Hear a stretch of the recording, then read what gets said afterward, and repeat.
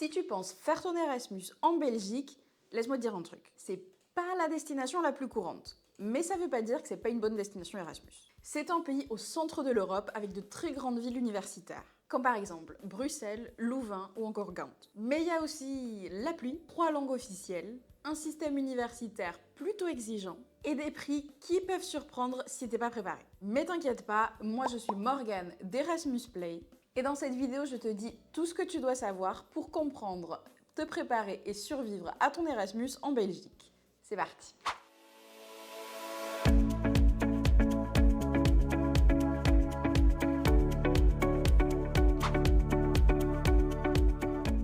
Tout d'abord, il faut savoir que le niveau académique, il est assez élevé. La Belgique a des universités super reconnues, surtout à Louvain, à Gand et à Bruxelles. C'est pas un Erasmus pour se reposer, faut bosser. Les cours mélangent souvent théorie et pratique, et l'évaluation continue compte beaucoup. Mais faut pas oublier les examens finaux qui sont aussi très exigeants. Les notes vont de 0 à 20 et il faut au moins 10 la moyenne pour réussir. Ça, c'est comme en France, ça change pas beaucoup. Un truc qui est important par contre, c'est que l'organisation, elle est assez stricte. Les horaires sont clairs, les devoirs doivent être rendus à temps et il y a assez peu de flexibilité avec les dates. En Belgique, la ponctualité, c'est important. Mais ils sont aussi super habitués aux étudiants internationaux. Donc si tu participes et tu t'impliques, en général, il n'y aura pas de souci. On pense maintenant à quelques aspects culturels.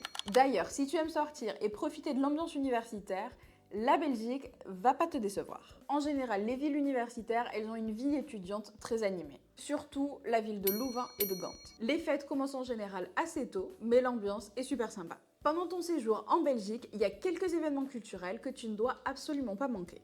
Le premier, c'est le carnaval. Il se déroule chaque année dans plusieurs grandes villes universitaires. Ensuite, le 21 juillet, tu as la fête nationale. C'est une fête pour commémorer le serment de la Constitution par Léopold Ier, le premier roi des Belges. Il y a évidemment des festivals comme le très célèbre Tomorrowland, l'un des festivals de musique électronique les plus connus au monde.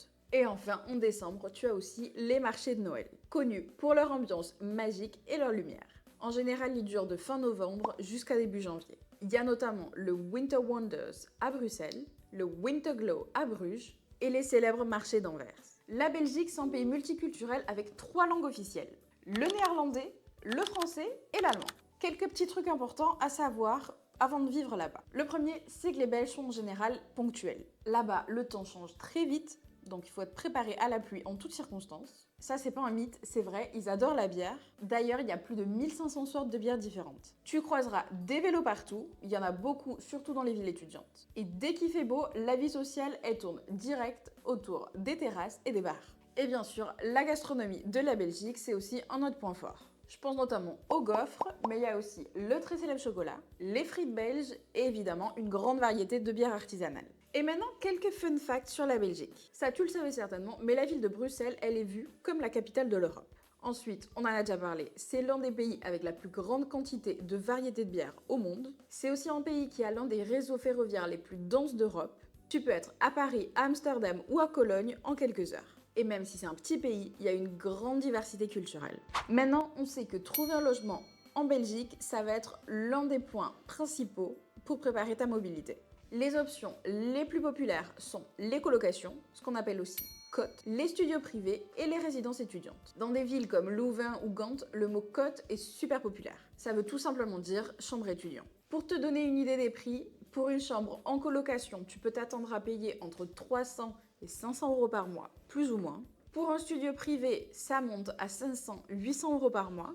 Et pour ce qui est des résidences universitaires, les places sont souvent moins chères, mais elles sont aussi très demandées, donc c'est assez difficile d'avoir une place. Pour réserver en toute sécurité et éviter les arnaques, on te recommande de réserver sur un site web sécurisé où les annonces sont vérifiées. T'as par exemple Erasmus Play, où tu peux même réserver à distance. On passe maintenant à l'aspect financier. Et on va pas se mentir, la Belgique, c'est pas la destination la moins chère d'Europe.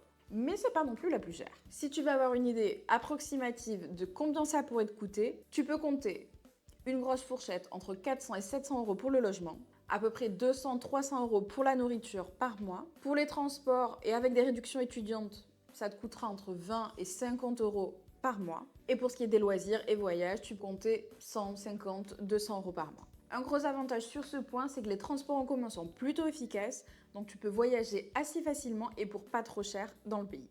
En plus de ça, tu peux aussi avoir droit à la bourse Erasmus. Et ça, selon ton pays d'origine, tu peux compter entre 250 et 400 € par mois. Et voilà, c'est tout pour la vidéo d'aujourd'hui. Depuis Erasmus Play, on espère que cette vidéo t'a été utile.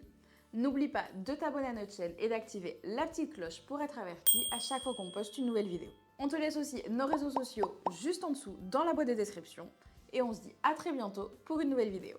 Ciao ciao, assistant!